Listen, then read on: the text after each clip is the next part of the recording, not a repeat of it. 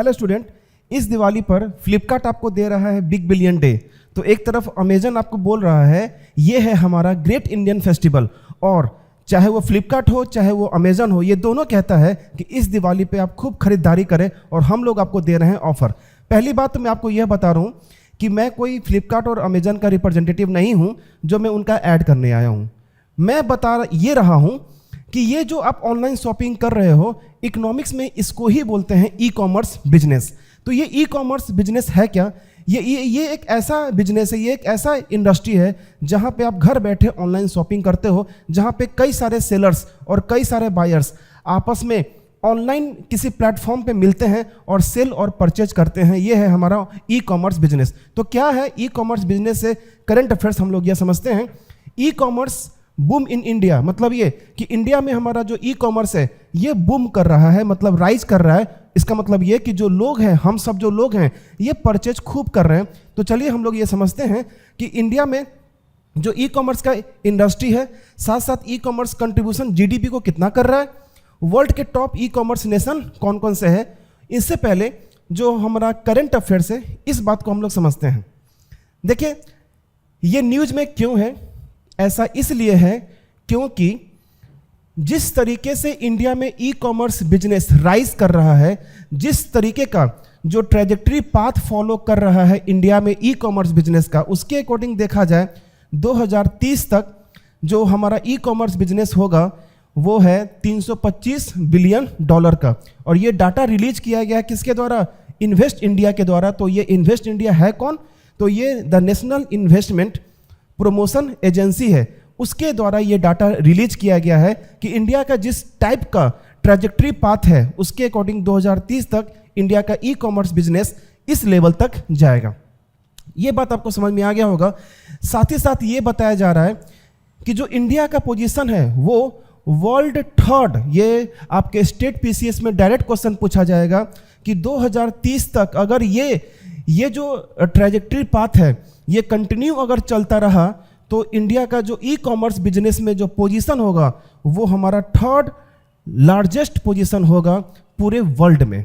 तो ये काफ़ी इंपॉर्टेंट न्यूज़ है आपके लिए ई कॉमर्स से रिलेटेड। इस दिवाली पे जो आप खरीदारी कर रहे हैं, कहीं ना कहीं आपकी खरीदारी इस चीज़ को कंट्रीब्यूट कर रही है कि इंडिया इस ट्रैजेक्टरी पाथ में और आगे बढ़ेगा। चलिए हम लोग आगे बढ़ते हैं। थोड़ा सा लेसन हम लोग ई कॉमर्स बिजनेस के मॉड्यूल को समझते हैं। देखिए, जो ई कॉमर्स का जो मॉड्यूल है ये दो मॉड्यूल है। एक इन्वेंट्री मॉड्यूल है जहाँ पे एक जो सेलर्स है वो अपने प्रोडक्ट बनाते हैं और कई सारे बायर्स एक ऑनलाइन प्लेटफॉर्म पे आके उसको परचेज करते हैं। ये इंडिया में बहुत ज़्यादा ग्रो नहीं कर रहा है। लेकिन जो दूसरा सेक्टर है वो है आपका मार्केट प्लेस मॉडल।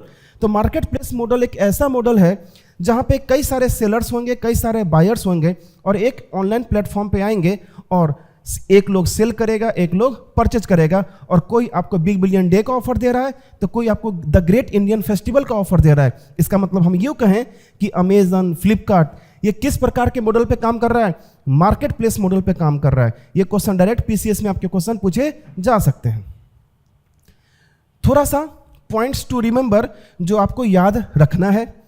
अगर हम बात करेंगे जो ई कॉमर्स का जो हमारे पास डाटा है चाइना का, वो 2022 तक में चाइना ने जो एक्सपोर्ट किया है $200 बिलियन का, जबकि अगर इंडिया का देखा जाए तो ये कितना है? $2 बिलियन का। कोई कंपैरिजन ही नहीं है। ये जो ई कॉमर्स में जो एक्सपोर्ट है वो कंपैरिजन ही नहीं है। एक इंडिया का $2 बिलियन है और जबकि चाइना का $200 बिलियन है। लेकिन जिस टाइप का हमारा ट्रैजेक्टरी पाथ है उसके अकॉर्डिंग 2024 तक ये डाटा आपका पहुंच रहा है $111 बिलियन का, ऐसा एस्टिमेशन लगाया गया है। तो कहीं ना कहीं जो हमारा ई कॉमर्स इंडस्ट्री है, ये ई कॉमर्स इंडस्ट्री काफ़ी फास्टली राइज कर रहा है। ये था हमारा एक करंट अफेयर्स। हम चलते हैं दूसरे करंट अफेयर्स पे। इंडिया टूरिज्म सेक्टर, जो इंडिया का टूरिज्म सेक्टर है ये भी कंटिन्यू काफ़ी न्यूज़ में है। हम लोग ये देखते हैं क्या क्या न्यूज़ में है। The Indian tourism sector is projected to contribute $512 billion to India GDP by 2028, मतलब ये करंट अफेयर्स हमें ये बता रहा है कि जो इंडिया का जीडीपी है, इस इंडिया के जीडीपी में जो टूरिज्म सेक्टर के द्वारा जो कंट्रीब्यूशन होगा 2028 तक, वो 512 बिलियन डॉलर का होगा एज पर इन्वेस्ट इंडिया। तो ये डाटा किसने रिलीज किया है? इन्वेस्ट इंडिया ने रिलीज किया है। ये इन्वेस्टमेंट प्रमोशनल एजेंसी है। India has climbed to 39th position on the world economic forum. World economic forum का जो रिपोर्ट आया है, उस रिपोर्ट में इंडिया का जो पोजीशन है वो 39th पोजीशन आया है। क्लियर है? किसमें? Travel and tourism development index 2014, while US has toppest the list. मतलब ये कि अगर हम यूनाइटेड स्टेट की बात करें तो यूनाइटेड स्टेट जो उनका जो टूरिज्म है वो आपके सबसे फर्स्ट पोजीशन पे है, और इंडिया का जो पोजीशन है वो पोजीशन कितना है? 39th। ये स्टेट पीसीएस में डायरेक्ट क्वेश्चन पूछे जाएंगे। According to world economic forums travel and tourism development index में इंडिया का पोजीशन कितना है? तो 39th। यूएस का पोजीशन कितना है? तो फर्स्ट। या क्वेश्चन ये पूछा जा सकता है कि फर्स्ट पोजीशन किसका है? तो यूएस का है। देखिए, robust growth and strategic investment, दो चीजें आपको याद रखना है।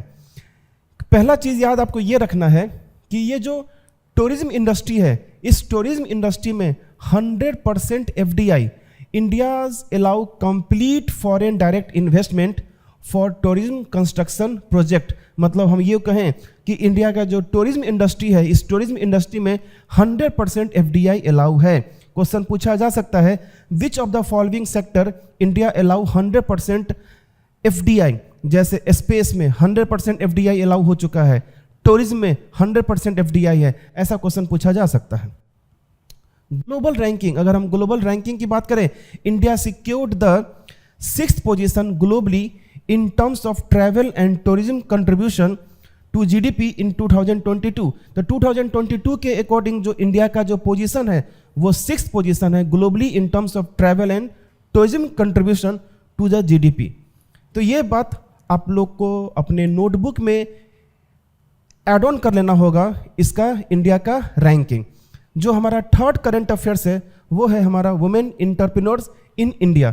ये जो वुमेन इंटरप्रेन्योर इन इंडिया है, ये रिलेटेड है आपके RBIS से, रिजर्व बैंक इनोवेशन हब। ये जो करंट अफेयर्स में, इस करंट अफेयर्स में यह बताया जा रहा है कि जो महिलाएं लोग हैं ये इंटरप्रेन्योरशिप में आगे आ रही हैं। मिडिल क्लास में जो वुमेन लोग हैं इंटरप्रेन्योरशिप ज़्यादा कर रही है, वो ज़्यादा कंट्रीब्यूट कर रही है। आपको इस करंट अफेयर से रिलेटेड क्या क्या आपको याद करना है? तो सबसे पहले आप लोग को यह समझना होगा कि ये RBIH है क्या। उसके साथ साथ आपको थोड़ा सा समझना होगा वुमेन इंटरप्रेन्योर। तो चलते हैं, सबसे पहले हम लोग करंट अफेयर्स की बात करते हैं। अगर करंट अफेयर्स की बात की जाए तो क्या है? The reserve bank innovation hub, RBIH इसी को बोलते हैं, released a white paper title at the helm. ये नाम आपको याद रखना है, एट द हेलम। ये जो वाइट पेपर टाइटल है एट द हेलम, जिसमें ये कहा गया है women entrepreneur transforming middle India. Middle India को ट्रांसफॉर्म कर रहा है कौन?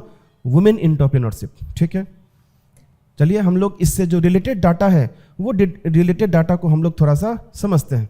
की डिटेल्स, ये जो स्टडी जो रिपोर्ट आया है, इस रिपोर्ट में ये कहा गया है कि जो challenges faced by the women entrepreneur in Tier 2 and Tier 3 cities often referred as a Middle India।